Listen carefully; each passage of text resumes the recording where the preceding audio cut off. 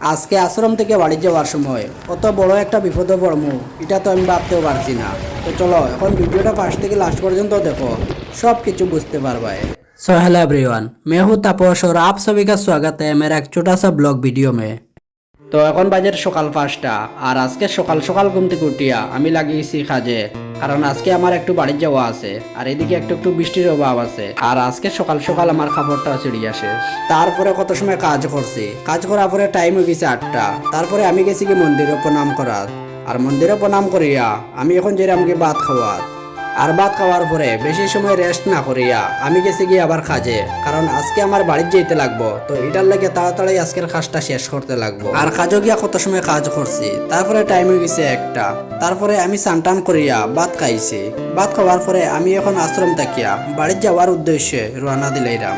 আর কিছু কিছু মানুষে আমার ভিডিওতে কমেন্ট করেন যে ভাই তোমার বাড়ি কই। তো আজকের এই ভিডিওটা তারা লাগিয়া যারা এইরকম কমেন্ট করেন।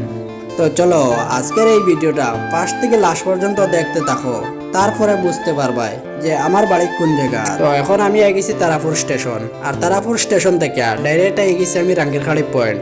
আর এখানেও আবার পরে কিছু ঔষধ লইছি, আর এখানেও আবার পরে ঔষধ কিনতে কিনতে বাজে গেছে বিকাল 5টা। তারপরে আবার বাড়ির যাওয়ার উদ্দেশ্যে রওনা দিলাইছি। আর ওই যে ভিডিওর ফার্স্টে আমি কইছি যে আজকে বাড়ির যাওয়ার সময় অত বড় একটা বিপদে পড়ছি।